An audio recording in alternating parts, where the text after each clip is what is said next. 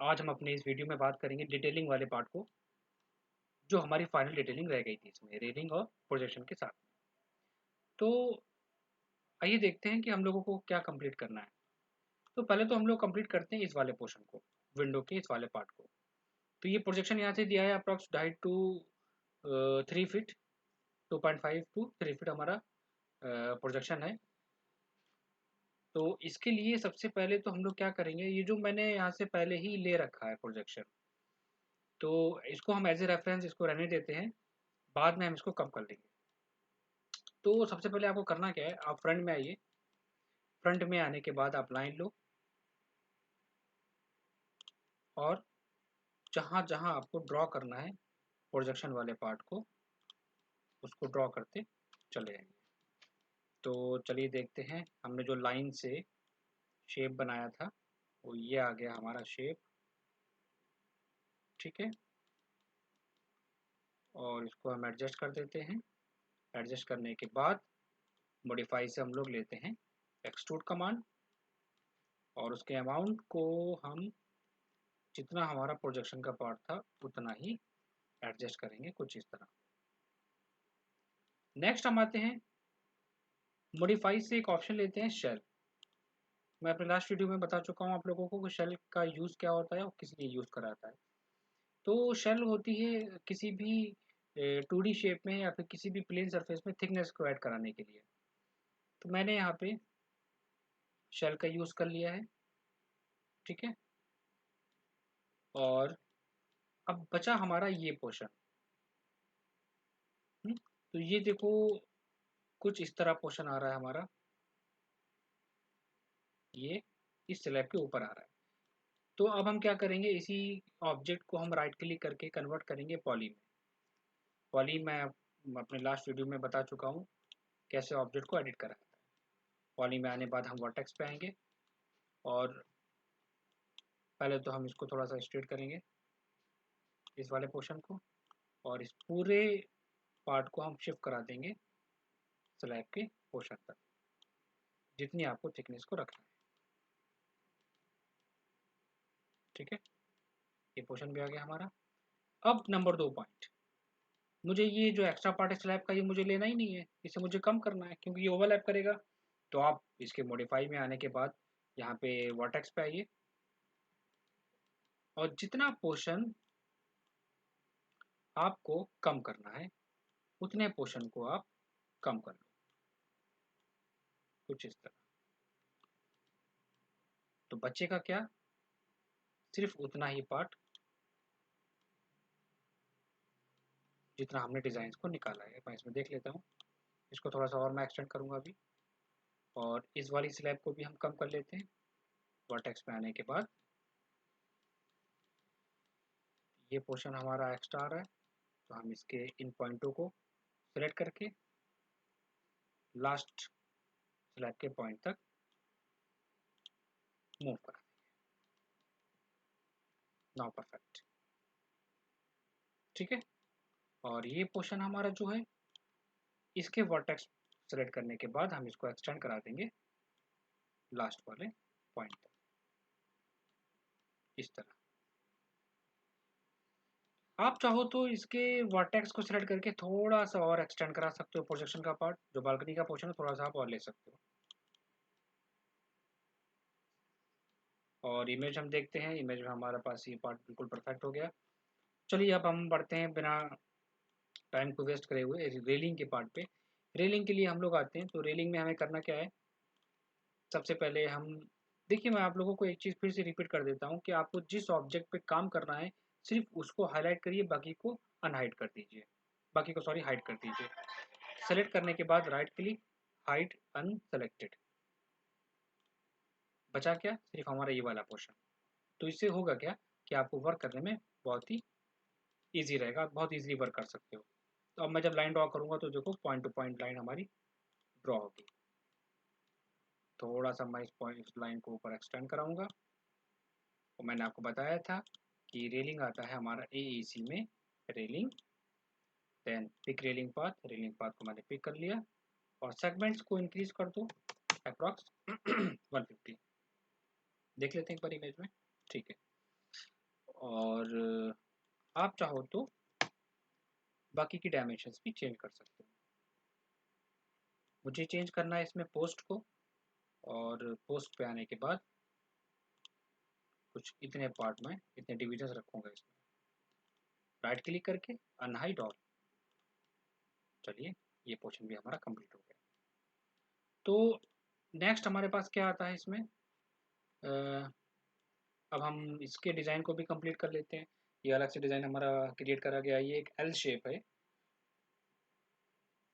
तो इसको बनाने के बहुत सारे मेथड हैं। अगर आप परफेक्ट हो लाइन में, तो आप लाइन के थ्रू एल शेप बना के भी कर सकते हो।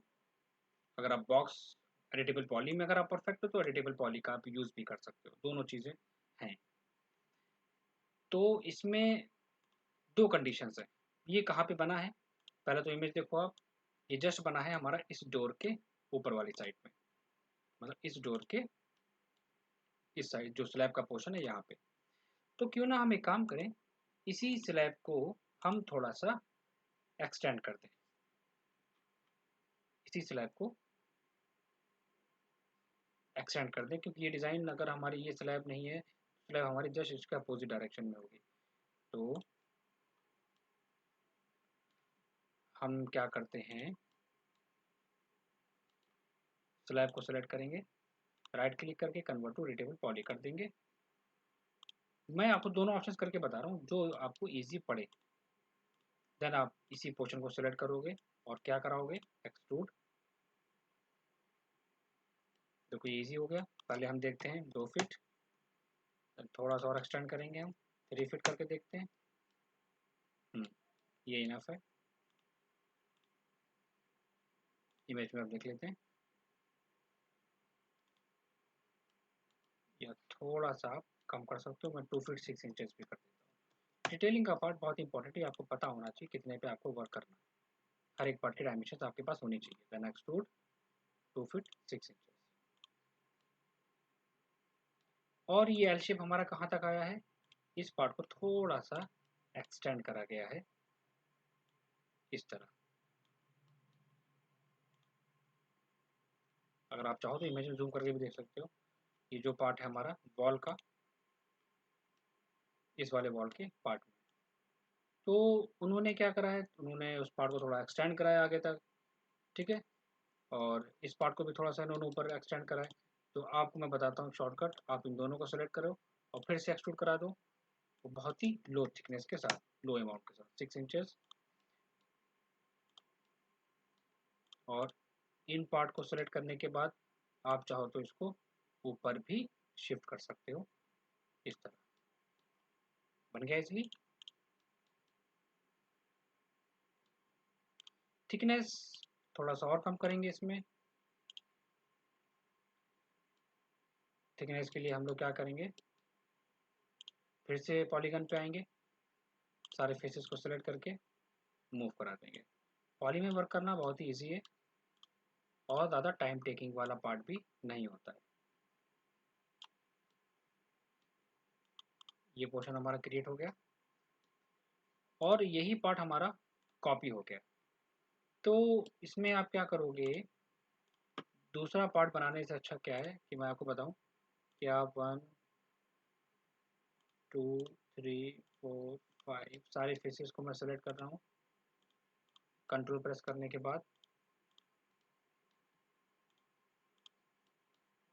फेसेस हमारे सेलेक्ट हो गए। तो जो फेस आप सेलेक्ट नहीं कर पा रहे हो, उसे आप वायर फ्रेम में भी कर सकते हो। देन इसको आप क्या कराओगे, clone to object, clone to element. दोनों का मतलब क्या होता है, क्लोन टू ऑब्जेक्ट अगर हम करेंगे तो वो क्या करेगा, इस पार्ट को सेपरेट दे देगा। इमेज में देखते हैं, कुछ ये पार्ट हमारा आया। और एक चीज़ की और भी हमें कमी लग रही है, वो क्या, कि ये जो वॉल हमारी यहाँ से गई है, आप क्या करोगे, हाइड अनसिलेक्टेड करो और ये देखो, ये जो वॉल हमारी है, हम इसको भी पॉली में कन्वर्ट कर लेते हैं। क्यों, क्योंकि ताकि हम इसको टॉप तक मूव करा सकें। अब हम फिर से राइट क्लिक करके अनहाइड ऑल करते हैं। ठीक है, तो ये वॉल कहाँ तक गई है, टॉप फेस तक एक्सटेंड करा गया है इसको। इसको भी हम कुछ यहाँ तक रखेंगे। तो दोनों पोर्शन हमारे कंप्लीट हो गए और यही पार्ट हमारा फिर से कॉपी होके चला जाएगा ऊपर वाले डायरेक्शंस में, कुछ इस तरह। अब इसको मैं देखता हूँ, ये विंडो के जस्ट ऊपर है, तो थोड़ा सा इसको मैं यहाँ से स्लैब वाले पोर्शन से एडजस्ट कराऊंगा। तो फ्रेंड्स, ऑलमोस्ट हम लोग कंप्लीट कर चुके हैं अपने पार्ट को। बचा है हमारे पास सिर्फ और सिर्फ रेलिंग का पार्ट। तो रेलिंग के पार्ट को हम लोग देख लेते हैं।